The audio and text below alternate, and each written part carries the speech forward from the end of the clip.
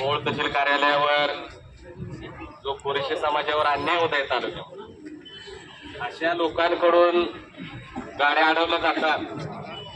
हे अवलाद म्हणजे बापाच्या गैरहजेरीतले अवलाद आहे. कारण सरकार काय सांगते,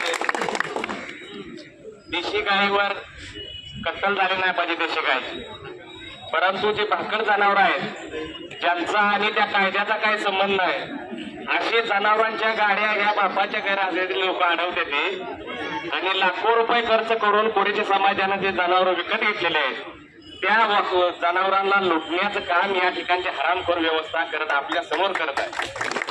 हे निषेध करण्याची गोष्ट आहे. कारण या कायद्याची सुरुवात सम्राट अशोकाने 8व्या शतकामध्ये केली. या भारत देशाची माता म्हणजे गाय आहे असं ठणकावून सांगितलं आणि जनावरांसाठी दवाखाना प्रत्येक गावोगावी राज्यात देशभरात सर्व आपल्या या ठिकाणी आहेत ते सर्व सम्राट अशोकाने केलं. आणि जे लोक आपल्या भारतामध्ये आक्रमण करून आपल्या गायीची हत्या करून गोमांस खात होते त्या लोकांकडे आज सत्ता आहे. कारण आपली बंदी गेल्या 1200 वर्षापासून आहे आणि आपण ते पाळलेलं आहे. गायची कधी आपण हत्या केलेली नाही, परंतु आज आपल्या कोरेशी समाजाच्या नावाखाली या देशातल्या बापाच्या गैरहजेरीतले जन्मलेले अवलाद हे आपल्यावर अन्याय अत्याचार करताना आपल्याला सरकार सांगतंय की बाबा देशी गायची हत्या करू नका. मग आम्ही भाकर जनावर जे सरकार शेतकऱ्याच्या उपयोगाचे नाहीत अशा जनावरांच्या आम्ही या ठिकाणी गेल्या 1000 वर्षापासून 1200 वर्षापासून कोरेशी समाज या ठिकाणी कत्तल करत आहे, विक्री करत आहे, गोमांस विक्री करत आहे. परंतु कसल्याही प्रकारचा त्याला आधार नसताना पोलीस प्रशासन सुद्धा त्या हरामखोर लोकांना कशा पद्धतीने मदत करते, पोलीस प्रशासनाला सुद्धा मी या ठिकाणी जाहीर निषेध करतो.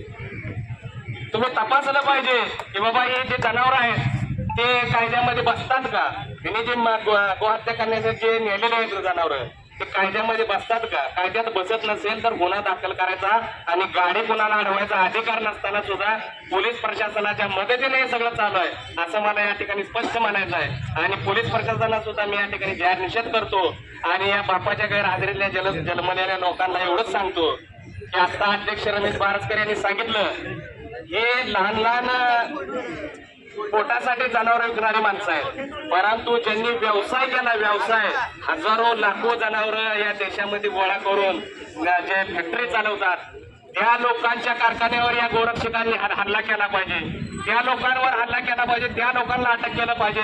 परंतु इथं गांडे शेपूट अडकवून बसतात आणि इथं गोरगरीब धंदा करतात पोटासाठी, त्यांना नाक त्रास देण्याचं काम या ठिकाणी मोहोळ तालुक्यामध्ये मोठ्या प्रमाणात चालू आहे. मला या ठिकाणी कोरेशी बांधवांना एवढंच सांगायचं आहे की आपल्यामध्ये जे शिकलेली पोरं आहेत त्या पोरांना हळूहळू यातनं बाहेर काढा. कारण आपण काय दरोडेखोर नाही, आपण या देशाचे मालक आहे. कोणत्या कोल्या कुत्र्याला आपण भ्यायचं काय गरज नाही. किती दिवस आपण देऊन राहायचं. 700, 800 किलोचे जनावर फिरून आपटणारे तुम्ही सगळे पोरं आहे, आम्ही पण तुमच्या बरोबर आहे. परंतु 50 किलोच्या माणसाला भ्यायचं आपण काय करावं. जे आपली शिकलेली पोरं आहे ते यातनं वेगवेगळ्या धंद्याला तुम्ही लागा.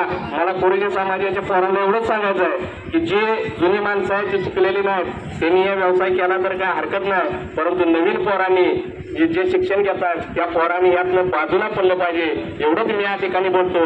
आणि या हत्येच्या नावाखाली जे कोरेशी समाजावर जे अन्याय अत्याचार गेल्या अनेक दिवसापासून वर्षभरापासून या ठिकाणी होत आहे त्या कोरेशी बांधवांवर जो दरोडा टाकला जातो दिवसाढवळ्या त्याचा मी निषेध करतो आणि चुकीच्या पद्धतीनं कारवाई कुणी करू नये अशी मी विनंती करतो. आणि यानंतर जर अशी परत कारवाई झाली तर हा तहसील कार्यालयावरचा मोर्चा आम्ही पोलीस स्टेशनच्या गेटला नेऊन तिथं आम्ही धडक बसणार असंच मी या ठिकाणी आवाहन करतो आणि या सर्वांचा निषेध करतो. धन्यवाद.